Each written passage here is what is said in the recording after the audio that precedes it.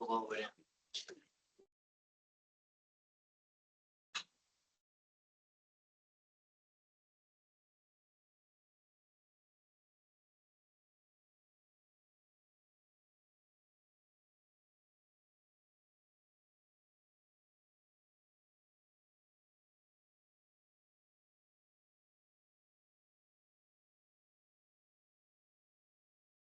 It is about time to start.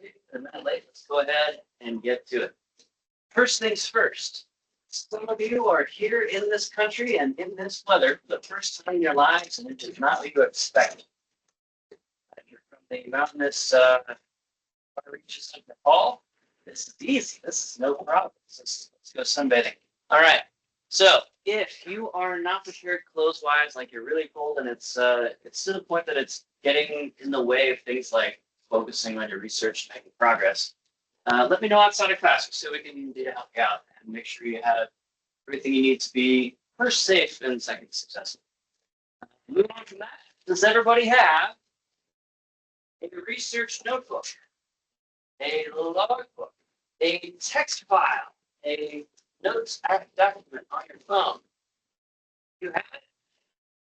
Hold it up. It is digital. Open up that on your screen. Looks good. Looks good. All right, and back. I like that notebook design. Have it works. I'll get you there. Good. USB stick. Excellent. Very important stuff. So I'm gonna ask for us to keep bringing this to class each week. I'm just gonna check in here regularly to just kind of ask, make sure, hopefully, just as an encouraging thing that we get throughout the semester, you're just adding pages to it.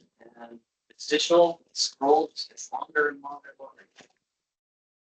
Whatever that needs to be for you, make sure that you have it and have it to hand in your backpack for class and in your lab for doing research and so forth. Cool. All right. From there, we are on to checking back in with our checklist document. And updating with the current set of guidelines and requirements and semester by semester checklist items the grad school has put out for this year. And similarly, the process is much the same for the template for your thesis or dissertation. So we want to make sure that we are getting across a very specific finish line in a semester or 2 or 3 from now, when you are finishing up the work. It makes sense to start with that end goal in mind, so it really is that direction. So if you haven't had a chance to yet, let's go through the graduate school's website. The links to the template files, the official template files beyond what we marked up and added to over the years for this class's templates. They're a little bit hard to find, so I've got the graduate school pulled up here. And if you go into the academics, so this is at grad school, one word, gradschool.siu.edu. And sometimes when you use the site-wide search function, it'll get you right where you need to go, and sometimes it doesn't. So let's practice like the search tool is going to fail us. We're going to go to the academic support section on the left-hand sidebar of the grad school's front page on the website. And if you're on mobile, which is very common, it's a much narrower interface. This menu may be hidden behind a 3 horizontal bars gray icon in the upper corner of the web page called a hamburger menu. This icon looks like a hamburger if you squint a lot for whatever reason. Anyway, click on the academic support link. Scroll down on the sub-menu under academic support on the left-hand side, or in that menu. You're going to see thesis, dissertation, research paper, or capstone report. Those are all the same thing, but different graduate programs, according to their requirements to be accredited, formally recognized graduate programs, so that they can give you an official diploma saying that you are a master's or a doctor of your particular study area. They have to according to accreditation organizations, like for us in forestry, the Society of American Foresters reviews everything that we do every 10 years and make sure that we are offering good, reputable, non-fake forestry research and training options. And so each program might have a thesis requirement or a research paper requirement, which is like a thesis, but not a thesis. Maybe a capstone project for something in the visual arts, for example, where you're in the music composition master's program. Maybe you have to write a symphony or an opera or something like that. So that would be a capstone project. So under academic support, previously that we clicked, the thesis, dissertation, research paper, or capstone report. Scroll down on that page. There are a couple of interesting and useful bits of information on this page, but we're going straight for the template. So separate time, keep this page loaded on your browser, but check out the final paper submission deadlines. If you want to graduate in May of 2026, for example, you have to defend typically by early to mid-February of that same last semester. You can't work right up until May 1st and then expect to graduate in May. The university needs a little bit of time to process your successful completion. That's a couple of months. So we want to be aware of those submission deadlines, and those will be updated in our checklist. They don't change a lot every year. So that is something to keep in mind. Your advisor in particular is the person who is responsible for filling out a whole bunch of paperwork and forms. Now they're electronic PDFs, but basically everybody on your committee has to sign off on the list of classes that you're going to take, your program of study. You're also going to have to sign off every once in a while saying we had a meeting and so-and-so is making good progress. Logan, you met with him and he's making okay progress this semester. And they'll have to do a series of additional forms for things like for PhD students, your comprehensive exams, both written and oral defense of the exams. And then also a set of forms for your written thesis or dissertation and the oral defense of your thesis or dissertation, typically that same day. Okay, so all that to say, there's a bunch of paperwork that your advisor should already know about, but it's always good to just check in with them, certainly before your last semester, and just make sure they're aware. If they're a very new professor, they may not yet understand how the system works. Okay, so we click on thesis, dissertation, research paper, or capstone report, and we go for scrolling down. This we go to thesis and dissertation. It's going to have a form that you're going to upload your eventual final dissertation or thesis, not your proposal. Grad school doesn't care about your proposal. Your committee and your advisor absolutely care a lot about your proposal. That's what you're going to do. School doesn't want to know until everything is completely done. Okay, so that's what this page is. And a whole bunch of formatting requirements and guidelines. So some of them are strict requirements. You have to have a title page, for example. And some of them are just guidelines, like you may want an introduction chapter and a literature review chapter to be separate documents, or you may want for those to be one bigger, longer chapter. Just depending on your field, some folks split it out, folks combine those. That's a guideline instead of a requirement.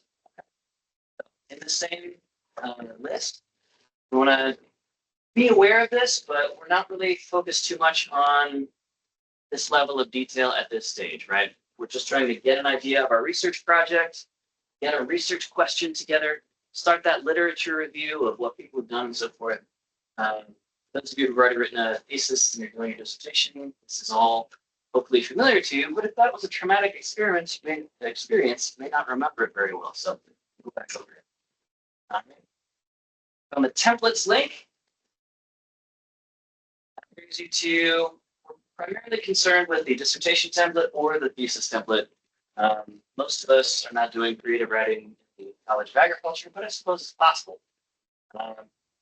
Anyway, So those files look like this. And let me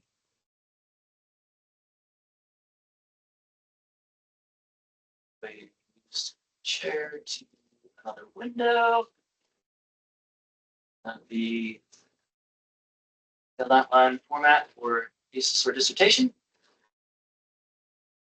And this is the thing, right? So everything that's highlighted, you're going to replace with whatever is correct or germane for your degree progress, the obvious stuff. And then you've got a bunch of matter pages, which are pages before the contents. So things like the table of contents, your list of tables, all that stuff, that's referred to as front matter in the publication. So scroll past each of these and write a heartfelt dedication to someone special in your life or principal that has inspired you to do this work. The preface is something that you write about your thesis or dissertation. This is not any kind of requirement. It's just there if you want to sort of sound off about something. You made some personal discovery on the way to completing this project, and you think it would enhance people's reading of your thesis or dissertation. So you tell them that insight in the preface. A foreword is written by someone else about your thesis or dissertation. It is very uncommon for someone to write a foreword for a thesis or dissertation. Forewords are typically more for books. Okay? And while your thesis or dissertation absolutely might be the size of the book, it's not going to be published by a general audience publisher like a book. So, forward, if your advisor really is proud of what you've done and they just absolutely love your work and just want to let the world know, the forward is the place for them to do that in print. You got the table of contents. We'll go through how to set this up and generate it automatically. So you don't have to type any of this, you don't have to paginate any of it, and most important of all, you don't have to keep it updated. All of that for you. Okay. Same thing with the list of figures, list of tables, table of authorities, and list of equations. Or a sub or so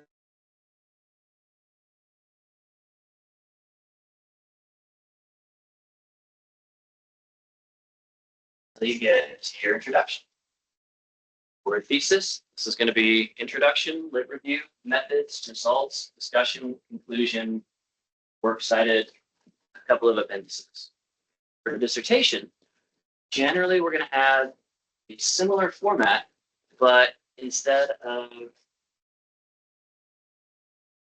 methods, one results, one discussion chapter each, it's going to be typically 3 journal article manuscripts with a comprehensive introduction and literature review to tie all of them together along whatever theme unites all 3 of those different research projects or manuscripts. Then you're going to have a comprehensive literature review, or excuse me, a comprehensive bibliography or works cited, depending on your field. At the end of that, to also tie everything together. But each of those 3 journal article manuscripts inside of those comprehensive introduction and works cited, each of those is going to be self-contained with its own much shorter introduction, literature review, methods, results, discussion, conclusions, works cited. Okay. Confusing? Maybe, maybe not. Overwhelming? Probably. That's okay. But all of these templates are just trying to map all of this stuff for you so you don't have to figure out all of this organization because it's a lot. This could be up to a couple of 100 pages. So it's very, very important to start from the beginning with a clear map or outline of what goes where. Okay, cool. So this is the grad school's document. It's very non-specific, right? Chapter 3 is just vaguely chapter 3. In our classes version of this, I've gone through and added a separate set of chapters. Okay? So I've broken out what might be more specific outline of each of the headings and subheadings or sections and subsections in each of those 3 journal articles. And then copy and paste that template 2 or 3 times. And yeah, okay. So we've got a comprehensive introduction, comprehensive literature review, maybe or maybe not a comprehensive methodology or methods chapter. Methodology is the study of how you are going to accomplish what you are going to accomplish. Methods are what you actually did to accomplish. Methodology is the study of. Methods are the action verbs in order, the recipe of what you did. Okay, cool. So, there are a couple of small tweaks I need to make to this 2025 version of the template. The grad school has changed their templates slightly again, like they do pretty much every year. That's fine. So I'll go ahead and do that and then post this, the updated version of this, on our course website and link it from the front page and all of our stuff. Okay.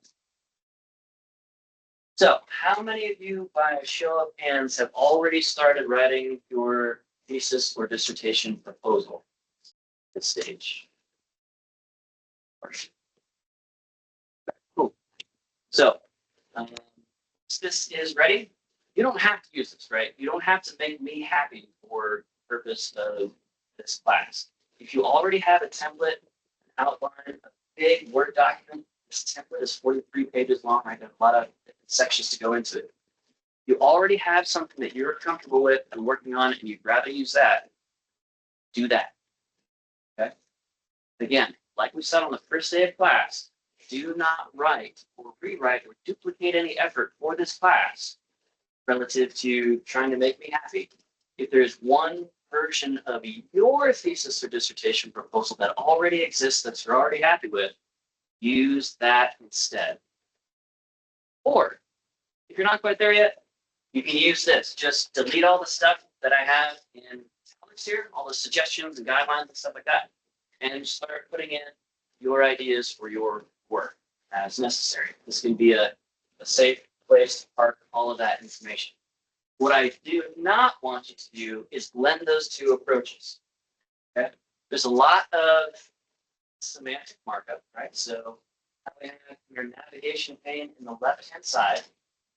We've got each section and subsection as organized and hierarchically nested link to that part of the document.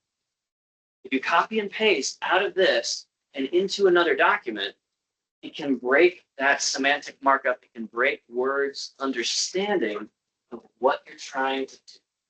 And it can mean a lot of hard to catch little problems. For example, there are a lot of invisible characters like section breaks, automatically generated page numbers, formatting breaks, right? If you're copying and pasting stuff from one document to another, it's easy to miss some of these invisible formatting marks that absolutely will break what you're trying to do. Okay? So use your file or this template or the grad school template. It doesn't have all of the additional guidelines that I've got, so it's nice and pared down, it's much shorter. But don't mix and match them. Okay? Cool. This is absolutely crucially important for your sanity your last semester. I don't want you to hate me or hate life or become disenfranchised as a researcher because you're spending a lot of time fixing stuff that is not actual research. It's just fixing stuff. Cool. Any further questions? We'll come back to this template a bunch of times. We'll talk about each section and how to do, why to do each part of it. Any questions right now about the thesis or dissertation template file? Get those. Actually, I have a question. List of tables. Yes. So, my question is like, for those who are writing dissertations, they have two different. Can I read manuscript or chapter? Yeah. Okay. I have to read manuscript. So, are you trying to put all the list of figures and tables as one, like one, you have to submit it based on each manuscript? Great question. So the way that the graduate school has historically required us to do it is as one big list of figures across the whole document so that you don't have 3 different lists of figures, for example. Does that make sense? Okay. We can separate it out and have Word even auto-generate and keep up to date lists of figures separately for each manuscript in one document. But it's a lot of work. It's a lot of setup. And most students, we don't want to spend your time, your very precious time and energy on that kind of format. So one long list across all figures, across all manuscripts is typically how this is done. Now, it might be labeled as 3. This might be called figure 1.1, meaning it's the first figure in the first of those 3 manuscripts. Then you go down to figure 3.20, or the 20th figure just in the 3rd manuscript. But all of those double numbered systems in one list at the front. It's a great question. Okay, cool. So as you are writing and revising, you can see how numbering figures and tables can swell to be a big task. You're moving things around and you got to renumber stuff, right? We can have Word do all of that numbering, renumbering, and listing automatically. So please don't spend a whole lot of effort on this just yet. Yeah, think through how to do that. Great question. Other questions about our thesis or dissertation template so far? All right, moving right along. Cool. So next, let's talk a little bit about the epistemology of science and research some more. So we ended our week last week measuring our hands, right? And getting a sense of, okay, well, there's lots of different valid answers for how big is an arbitrary hand, right? Where in the wrist do we stop measuring? Do we factor in the wrist at all, or are we just doing span across fingertips and so forth, right? Lots of different ways to answer these questions. So we want to wrestle with that some more and sharpen the pencil, as we say in research, on this. Set up. Go to research methods screen and go from there. All right. Cool. So in the practice of science and research, most of these slides you're not going to have to take a lot of notes on, right? So you're not capturing what is on these slides to retain it for a quiz for me. Annotate your questions or your understanding of these slides for you, this class, okay? As we talked about last week, research is nothing more, it's nothing less than knowledge creation. That's pretty hard work to do it and do it well. So in the Western model, mostly what we would call deductive research, I'll explain what the difference between inductive versus deductive research is. We follow the following system. We have a covering law or theory, which is a predefined, a pre-existing idea, theory of how some phenomenon is, a descriptive theory of the thing, or how the phenomenon, the thing, the focus of the study, how it works, its mechanism, its process, its life cycle, its evolution, whatever that might be. And so from that covering theory, we have practical questions to answer about the thing, or about that broad, high-level covering general, all different descriptors of the same idea, that general theory, how it might be applied usefully to solve a problem or explain something in a more specific, bounded, limited context. So we take the theory, we adapt it into a research project, and from that, we try to elicit, surface, uncover, test some kind of knowledge or fact or data or observation or insights out of it. Okay, cool. So theory through research to fact, very simple. Right? Now, this is not the only way that people arrive to understandings these days.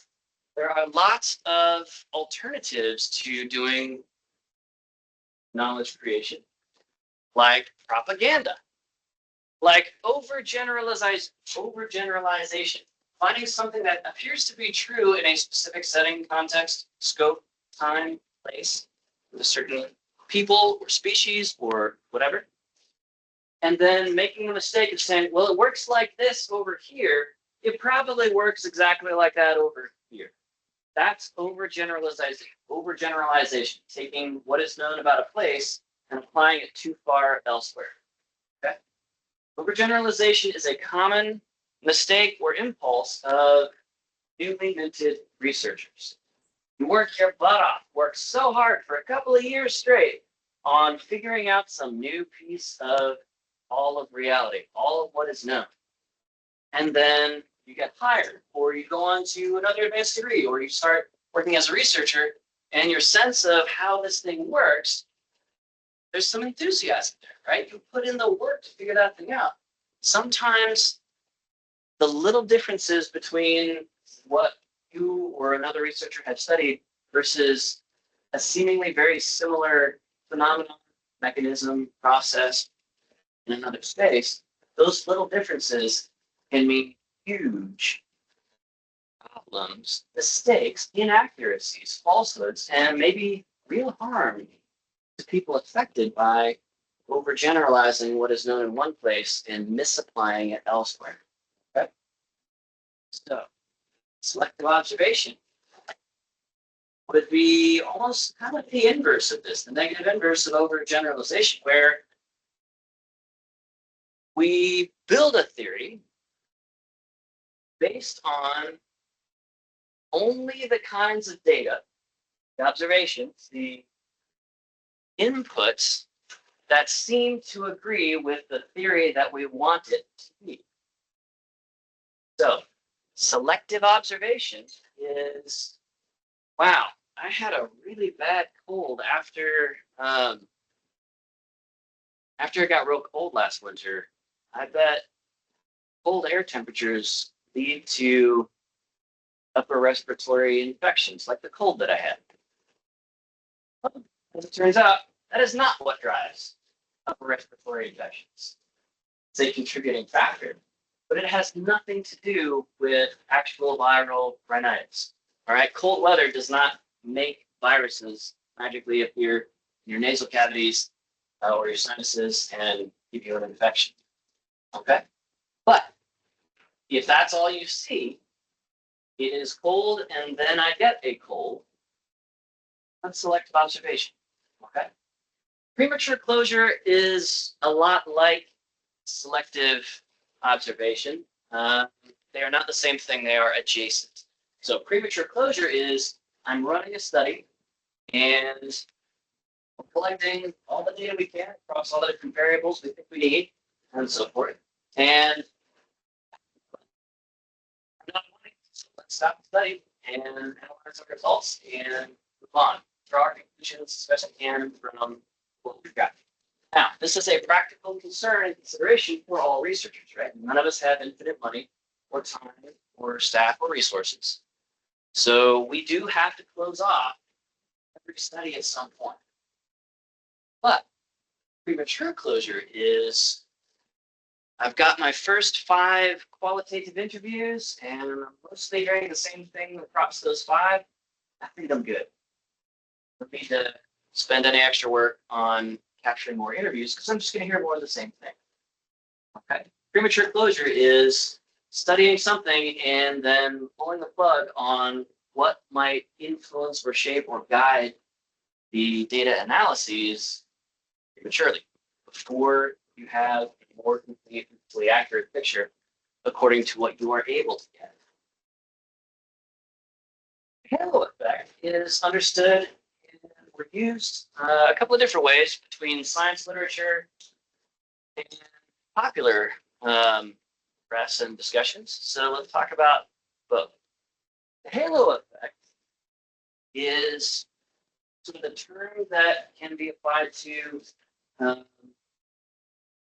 when a famous researcher says, well, after my long career of studying these things, I'm going to study this other thing, this other phenomenon over here, and you should believe my work because I'm a famous researcher. And I've got a couple of hundred publications, which is a lot of publications per year. Somebody's career being 25 or 35 years, right? 200 publications is a lot. We do see it sometimes. And so we have kind of these rock star researchers who say, I did this study and this is what we found, you know, and a lot of people, maybe even other researchers, take that researcher's conclusions for granted. They deem them as trustworthy and move right along and incorporate those facts that famous researchers work into their own and their literature review, for example.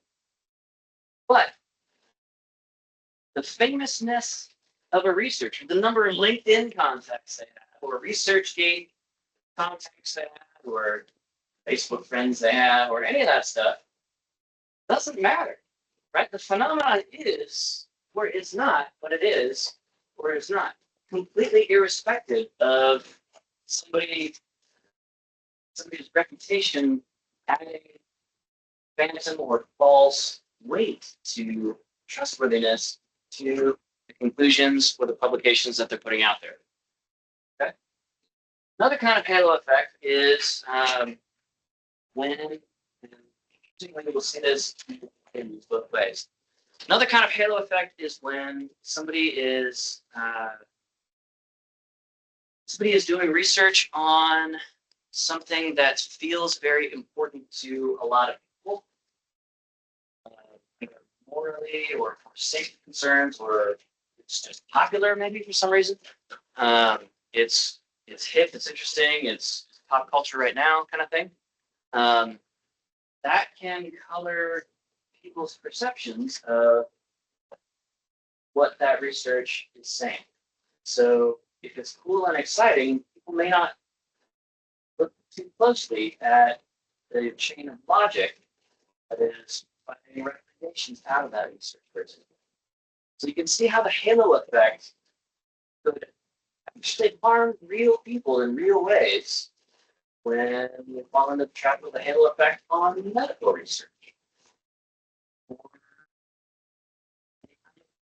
Policy research or economic research, right? People get screwed and harmed in real ways when fall to any of, and there are many more than these, but any of the many alternatives to verifiable research. So the science community across the world these days has a pretty vigorous conversation going, right? You have to convince skeptical panels of associate editors and editors that your research is trustworthy and that it should be published in their journal.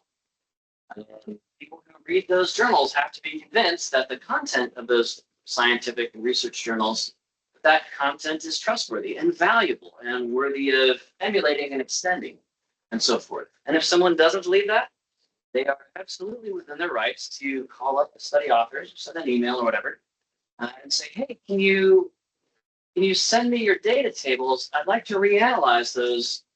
Something seemed a little bit strange in the article. I was pretty unexpected, or not expecting to see what I read in your article. I just like to verify that. They should be allowed to do that, right? Because if your data are correct, then you have nothing to worry about. So researchers like Andrew Wakefield, for example, who published a very, very famous study about what he was alleging or stating were connections between vaccines and the development of autism in children. That Andrew Wakefield was absolutely debunked by other researchers, lost his ability to do a lot of research. It was a very public falling out, right? He was not fully honest in his work. And the problem, as I'm sure you're aware, is that a lot of people heard, oh my gosh, vaccines might cause autism in my kids. But they didn't hear the follow-up. They didn't hear Andrew Wakefield getting caught in that dishonest application research. And so a couple of years later, we have a global pandemic, and a lot of people worried about vaccines. And 2 million Americans died of COVID-19. And that is an absolutely far too big number, right? That didn't have to happen. But because there was some doubt, some misinformation, some false science in with the real stuff, we got confused. Scared and confused people do dangerous things to themselves and others. Okay, so in our work, we are going to be painfully aware of the alternatives to research, the logical fallacies that you and I and everybody else are subject to, and be very aware of those as we are navigating our own work so that we don't contribute to that problem. We don't want the next Wakefield effect to be named after us. I don't want to have something like that. In my field, we say we don't want to have any particular forest fire named after us. Right? So fortunately, last year we had an enormous fire here in the United States called the Park Fire. But I had nothing to do with that. I swear, I wasn't even anywhere close to it. Awkward, very awkward. Let's go through a couple of terms. For those of you relatively new to graduate level science, let's talk about the term empirical. So this is an adjective. It is data gathered. Data in this class is a plural word. Data that are gathered directly by sensory perception or gathered by perception of machine, computer vision, electronic instrumentation, stuff like that. It's like a thermocouple or electronic pH sensor or gravimeter or turbidimeter that uses light detection to figure out how much cloudiness is in water. Much light is not transmitted through that. Okay. So empirical just means empirical data are data that you collect by observing the thing, right? You measure it and write down all work. All research is empirical. But a lot of field research that you and I are going to do, that's all empirical research because we went out to the field and we measured all the plants and the little crops. Or we went out to that forest plot and we measured each of the stems of trees within that sampling plot. That's all empirical research. Now, this term has evolved or changed or shifted in the popular literature to mean any data that are gathered through research. Right? So you'll hear the term empirical data a lot. And it just means data that have been collected through observation. Also in the broader literature, we will hear sometimes a negative or sort of insulting or pejorative sense of certain kinds of researchers who limit themselves only to data that can be specifically and clearly and objectively observed by humans, by electronic systems, by robotics, whatever, long-distance sensors, whatever. And they'll call it empiricism, which is kind of a science throwing shade. It's a little bit of an insult. Oh, this is just empiricism. You're just reporting a bunch of numbers that you saw come out of the machine, right? Without critically thinking about it or anything like that. So empiricism can be used negatively to refer to kind of an over-reliance on just numbers and losing sight of what are these numbers a proxy for.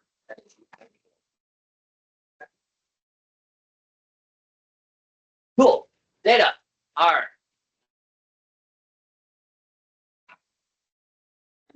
You'll hear this both ways, right? So in this class, we're going to hold the line. Datum is singular. And datum also has a specific reference and meaning in several fields of science. So let's talk about those.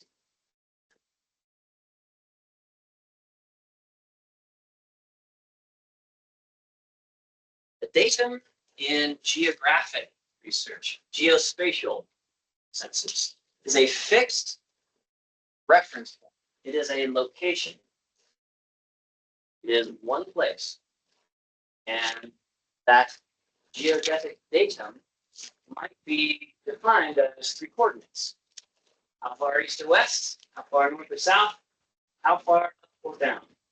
Of the geoid, which is model the shape, the oblate spheroid of the Earth.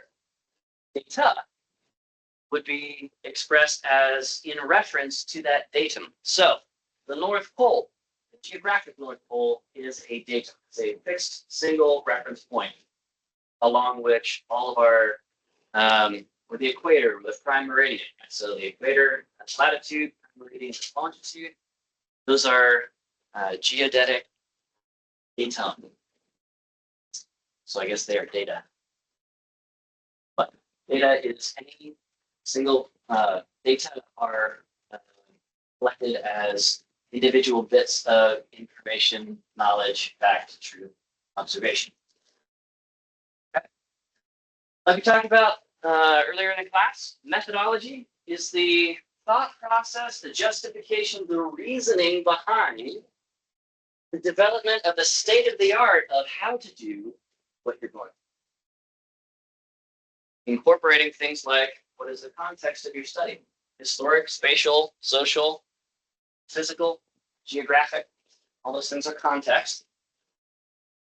Methodology also partially involves a conversation around ethics. If you're doing anything involving humans, well, then there needs to be some ethical thought into what am I going to do to these people? Later this semester, we'll have some fun and jarring conversations about Nazi experiments and horrific mutilations of people in the name of science. And it's terrible and really interesting. Methods, the methods section in your thesis or dissertation probably isn't going to include long statements about, well, we're not doing anything the Nazis did, so good to go. Methods, again, are just the list of what you are proposing to do in your proposal. Future tense. We will do X, and then we will do Y, and then we will do Z. That is more than just data collection. It's also the approach to data collection, like your sampling frame, your site description, your maps of location, the list of statistical, analytical methods you're going to use. It's all methods, right? Methodology, again, is the mindset, the philosophy, the reasoning, development of the state of the art to give you specific methods as tools to accomplish your research project. That said, remember, you don't have to please me on which chapter title you use in your thesis and dissertation proposal. Ask your advisor. You want me to call this chapter methods or methodology? Some of them will laugh and say, I don't care. And others will be like, well, it absolutely has to be methodology or you're going to fail. So have that conversation with your advisor. Doesn't matter. Pick one or the other. Moving on. All right. Let's get into the sense of how we organize different, almost entire species of research, different research paradigms, including positivist, interpretive, critical, and competitive. The positivist paradigm is what you and I are mostly working in. So we start with that. This has been called logical empiricism. That is, we observed a phenomenon out in nature. We collected some information about it. We applied the tools of logic and reasoning to that. And we came up with how to analyze data. And from all of these things, we've generated this theory. And so forth. Okay. This is also called naturalism or post-positivism. Naturalism being like, we could study weather patterns, and weather patterns don't care about our hopes and dreams and feelings. They simply are what they are, right? We just study the natural world and reflect on that and come up with any kind of a system of thought, a theory that governs our sense of meteorology or climate or localized weather patterns. Okay. So here we have the Western, very Western style of emphasis on exact measures. We're going to put everything to a number because we can run stats on numbers, by God, and we're going to not be satisfied that it's research until we run some stats on it. This is dispassionate. Right? In theory, you and I should be able to pluck you out of this project and parachute in somebody else with the same training, same background, and so forth, same understanding, and get the exact same results. The data speak for themselves. If there's no sense of the individual or no sense of the subjective, then a data set is essentially deterministic. We feed the same exact set of numbers into a statistical equation and we get the same exact numeric power value, degrees of freedom, sample size, and the statistic. Two identical data sets. And that's a good thing. We should be able to repeat and repeatedly execute research in a way that everybody can agree. Like, it doesn't matter what my perspective or my bias is or my agenda are, right? The deterministic approach for understanding of reality is useful in some regards. Folks who criticize the overuse of the positivist paradigm might suggest that it is reductive. You lose something for studying certain things when you reduce that complex, nuance, maybe even subjective, meaning people can have different valid opinions about things. If we break all of those differences and subtleties and nuances and your inflections of the thing down to collapse down to a number, scale of 1 to 1,000,000, what is this particular atom, individual bit of information? We lose something. And by doing this too much, by applying raw statistics without any sense of nuance or something like that, we could run into situations where people are managed as just numbers. Because we collected their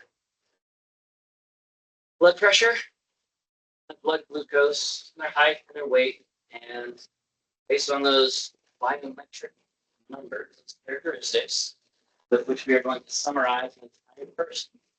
This person gets to do that job or this job, and they are prevented from doing lots of other things. Right? It's a very reductionist mindset. It wasn't all down to numbers. Those of you in some South Asian backgrounds and education, everything comes down to the test. Placement tests after you or as you're getting ready to graduate, and if you get a certain score on that test, you can have any job you want. If you don't get a certain score on that test, you cannot get certain jobs for the rest of your life locked in. That is reducing down to a test score an entire human being's future. Okay, so we're economic majors. The sense of the positivist paradigm is that truth is spelled with a capital T. Reality is objective, and regardless of how you or I might think or experience or understand certain things, it's all empirical. All the rest, everything else that we attach to it, is just a bunch of electrical activity and noise in our brains. So, this is the positivist, reductionist, empirical, naturalist paradigm. Sounds good? Let's pick up class with our next example on Tuesday, and we'll leave you with this. So, let's say you want to study some aspect of religion. You want to understand how people think about God. Well, religion is a consequence or function or phenomenon of people in large groups, right? We have people in groups, they develop recognizable relations. Sociology is the study of people in very large groups. And sociology, well, I mean, if you want to study people in large groups, you can just study like the individuals in that group on a one-on-one basis and then study a bunch of them. That's just psychology. And psychology, when you actually get down to it, is really just neurobiology of how does our electrical organ here generate things like thought. We generate ideas or subjective experiences of things like religion or spirituality.